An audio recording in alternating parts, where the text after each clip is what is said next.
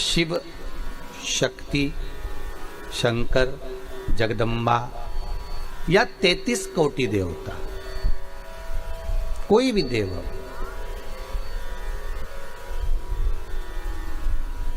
आपका मन जब तक निर्मल नहीं होगा, आपकी चित्तवृत्ति जब तक निर्मल नहीं होगी, आपका व्यवहार जब तक सुंदर नहीं होगा, तब तक भगवान आपके दरबार पर, भगवान आपके घर पर, भगवान आपके हृदय में प्रवेश नहीं कर सकते। आपका व्यवहार, आपकी नेचर, आपका हृदय, आपकी चित्तवृत्ति जितनी निर्मल होगी, जितनी साफ। हम कई बार लोगों से कहते हैं अपना तन का कपड़ा भले साफ ना हो चलेगा, पर मन बहुत साफ रखना साफ। आज ये कोरोना महामारी के अंतर्गत यही देखा जा रहा है, मन क्लीन रखिए। कपड़ा साफ करते करते तो जिंदगी हो गई, वो कपड़ा साफ हुआ नहीं हुआ, कपड़े में कितने दाग लगे हैं, उससे मतलब हमको नहीं रखना है।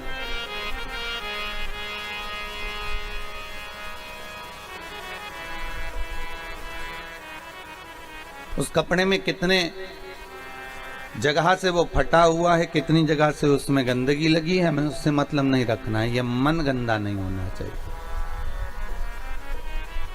हमें भगवान से इतनी प्रार्थना जरूर करना कि हम दूसरे के दोष ना देखें, हम दूसरे की गलतियां ना निकालें। हम हमारे कुल में अगर जन्म लिए हैं, हम जिस कुल में पैदा हुए हैं, हम अगर ब्राह्मण हैं, हम क्षत्रिय हैं, हम वैश्य हैं, हम शूद्र हैं, हम जिस कुल में जन्मे हैं, उस कुल के अंतर्गत हम किसी में भेद ना देखें, हम किसी में गलतियां ना देखें। भगवान को नहीं आने का सबसे बड़ा कारण एक होता है कि हम दुनिया के लोगों में गलती बहुत देखते हैं। जब हमारी दूसरे में हम गलती देखेंगे, मतलब ये पक्का है कि अपने भीतर भी कोई गलती होगी। भगवान कृष्ण ने दुर्योधन से कहा कि इस दुनिया का सबसे अच्छा व्यक्ति ढूंढ कर लिया, पूरे हस्तिनापुर में जो सबसे बेकार व्यक्ति हो, सबसे अच्छा व्यक्ति हो, तो उसको लेकर आ। और युधिष्ठिर से कहा है पूरे हस्तिनापुर में, पूरे विश्व में जो सबसे बुरा व्यक्ति हो, तो उसको छांट कर लेकर आ। तुम दोनों जाओ। दुर्योधन अच्छे व्यक्ति को ढूंढने जा रहा है और युधिष्ठिर बुरे व्यक्ति को ढूंढने के लिए जा रहा है।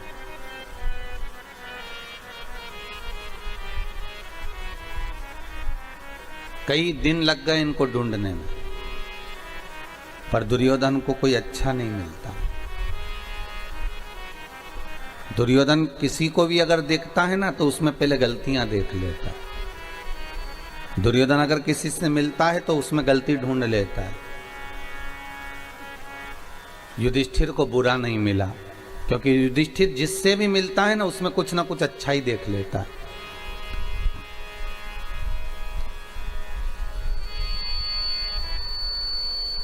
वो जिससे भी मिल रहा है उसमें कुछ ना कुछ अच्छा देख रहा है। भगवान कृष्ण ने पूछा, क्यों दुर्योधन, तुम्हें कोई अच्छा व्यक्ति मिला? दुर्योधन बोला, महाराज पूरी पृथ्वी पर कोई अच्छा नहीं है, सब बेकार, सब बेकार है, एक भी अच्छा नहीं है। और युधिष्ठिर से पूछा, तुम्हें कोई बुरा मिला? युधिष्ठिर कहते हैं, महाराज जी पूरी पृथ्वी पर देख लिया, किसमें बुराई है ही नहीं, सब में तो अच्छाई भरी हुई है, सब में अच्छाई भरी हुई है, कोई बुरा मिला ही नहीं है।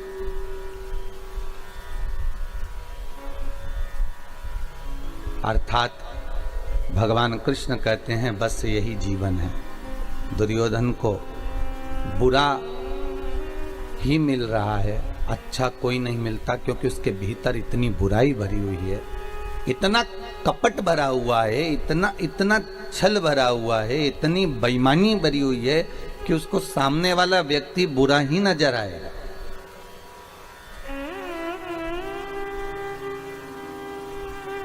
और युधिष्ठिर बुरे से बुरे व्यक्ति में भी इतनी अच्छाई देख लेता है कि उसको सामने वाला व्यक्ति अच्छा ही नजर आता है।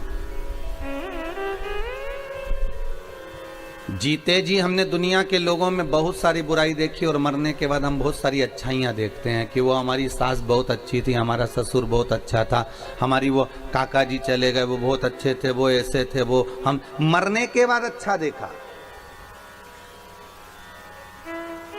अगर मरने के बाद किसी की बड़ाई कर रहे हो तो उसको थोड़ी ना प्राप्त हो रही है, भले तुम दुनिया में तुम डोंडी पीट कर कह दो, नगाड़े बजा बजा कर कह दो। भगवान कृष्ण जब तक भूमंडल पर रहे स्वयं के सगे बुआ के लड़के शिशुपाल तक ने गालियां दे दी महाराज। दूसरे से क्या आशा रखोगे? स्वयं की बुआ का लड़के हैं, भगवान कृष्ण की बुआ के लड़के हैं। और भगवान दाऊ जी महाराज से कह रहे हैं ये बुआ का लड़का है और इतनी मुझे गालियां दे रहा है, आपको दिख रहा है? तो दाऊ दादा कहते हैं बुआ का ही लड़का है ना, दे लेने दे गाली। नहीं, कभी चोर कर रहा है, कभी कपट कर रहा है, कभी छल कर रहा है, कभी ग्वाला कर रहा है, कभी शब्दों पर शब्द बाण चलाए जा रहा है।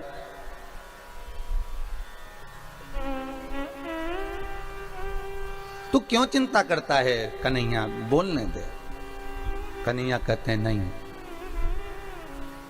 दुनिया में दूसरे अगर व्यक्ति कोई उंगली उठाए, दूसरा व्यक्ति अपशब्द कहे, दूसरा व्यक्ति ताने दे, दूसरा व्यक्ति गालियां दे, चल जाएगा, पर कोई अपना ही जो अपनों से जुड़ा हुआ है वो अपना ही जब उंगली उठाता है, अपना ही व्यक्ति जब ताने देता है, अपना ही व्यक्ति जब गालियां देता है, अपना ही व्यक्ति जब अपशब्द कहता है तो बड़ा बुरा लगता है। मेरे कृष्ण कह रहे,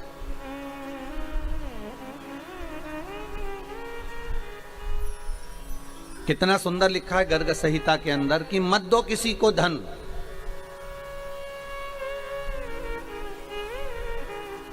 गर्ग संहिता में लिखा है मत दो किसी को दौलत, मत दो किसी को प्रॉपर्टी, मत दो किसी को वैभव। गर्ग संहिता में लिखा है कि मत दो किसी को वस्त्र, मत दो किसी को आभूषण, मत दो किसी को दौलत, मत दो किसी को धन, मत दो किसी को वैभव। पर गर्ग संहिता कहती है कि आप कुछ मत देना, गर्ग संहिता कहती है पर मीठी वाणी जरूर देना, आप मत दीजिए।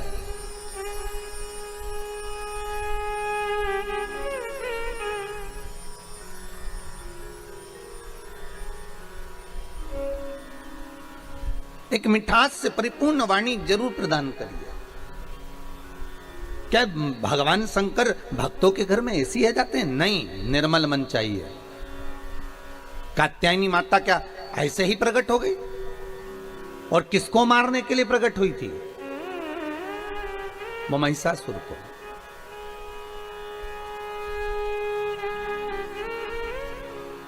धनु राजा के दो पुत्र रंभ करम्ब, करम्ब चले गया संतान के लिए तप करते करते, पर उनके यहाँ संतान नहीं। रंभ को लगा कि मेरे भाई को मगर ने खा लिया, पानी में बैठकर हम दोनों भाई तप कर रहे थे और मेरे भाई को मगर ने खा लिया, तो क्यों ना अब मैं ये तप बंद कर कर मैं चारों तरफ से अग्नि लगाकर उस अग्नि के मध्य में बैठकर तप करूं। और रंभ उस अग्नि में बैठकर तप करते हैं और भगवान ब्रह्मा प्रकट होकर कहते हैं वर मांगो, तुम्हें चाहिए क्या? तो वो रंभ कहते हैं कि मुझे वर ये दे दीजिए कि मेरे घर में संतान नहीं, औलाद नहीं, बस इतनी कृपा कर दीजिए कि मेरे घर में संतान हो जाए। ब्रह्मा जी ने वर दे दिया, जब तुम तप कर कर उठोगे, उठकर तुम जैसे जाओगे और जिसको भी तुम प्रेम से, करुणा से, वात्सल्यता से, स्नेह से जिसको भी देख लोगे, उसी के द्वारा तुम्हारी औलाद हो जाएगी, उसी के द्वारा तुम्हारा बच्चा हो जाएगा। तुम जिसको स्नेह से देख लोगे, जिसको प्रेम से देख लोगे, बस उसी के द्वारा तुम्हारा बच्चा हो जाएगा।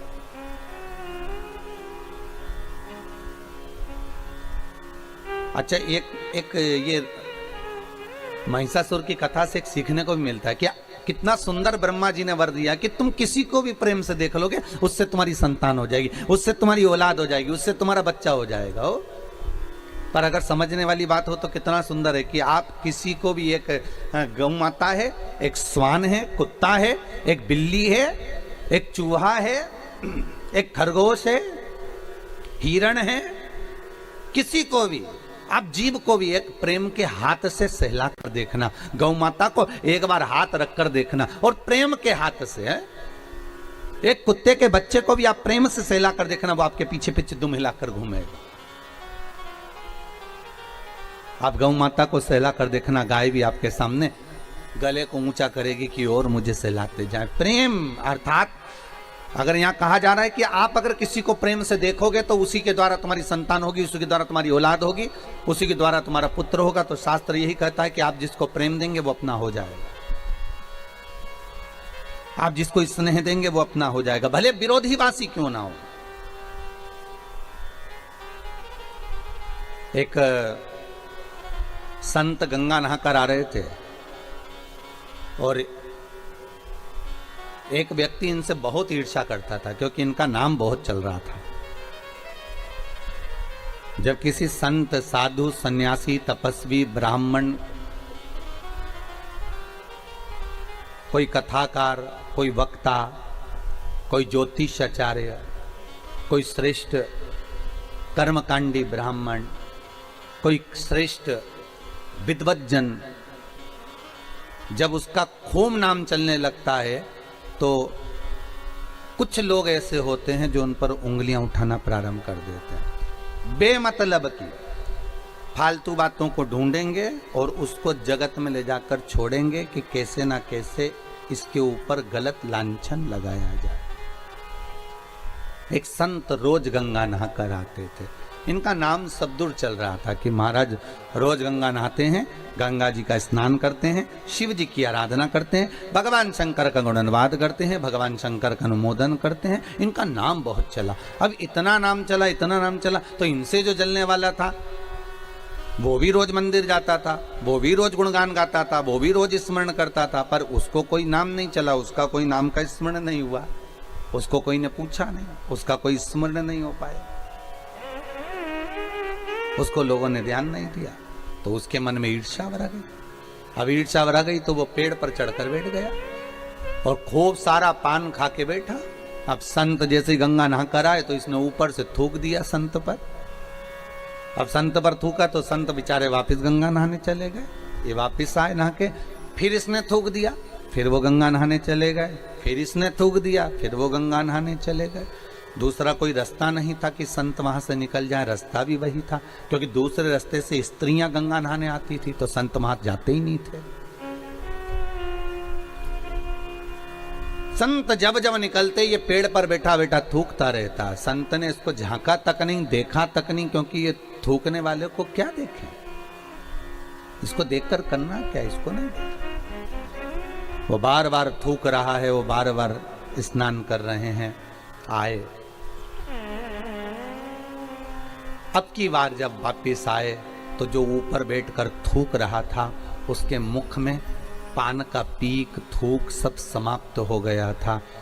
आकर चरण पकड़ लिए, गुरुदेव मैंने इतनी बार आपको थूका पर आपके मुख से कोई शब्द नहीं निकला। गुरुजी बोले तू मेरे पांव मत पकड़, आज मुझे एक मौका दे दे कि मैं तेरे चरण पकड़ लूं। गुरुदेव आप मेरे चरण, मैंने आप पर थूका है, मैंने आप पर अपशब्द कहे हैं, मैंने थूका है आप पर, और आप मेरे पांव पड़ना चाहते हैं। गुरुजी बोले, संत बोले, भाई देख रोज गंगा की एक डुबकी लगाकर चले जाता था, पर आज तेरी ऐसी करुणा हो गई, कृपा हो गई कि 108 बार डुबकी लग गई। तेरी कृपा हुई है, ये दूसरा कोई नहीं कर सकता। तू थूकता रहा, मैं गंगा नहाता रहा, रोज एक गंगा की डुबकी लगाता था, आज 108 बार डुबकी लग गई, ये तेरी कृपा ही तो है। उसकी आंख में आंसू भर गए कि संत संत होता है, साधु साधु होता है, सन्यासी सन्यासी होता है, तपस्वी तपस्वी होता है, विद्वान विद्वान होता है।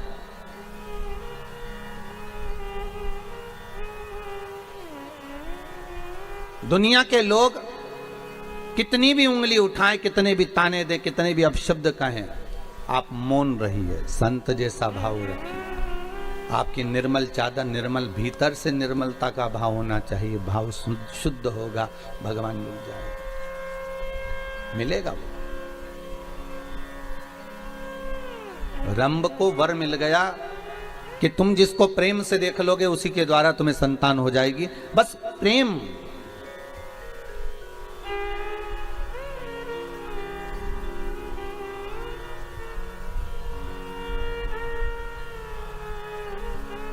बहुत अंतर है महाराज जी प्रेम और प्यार में।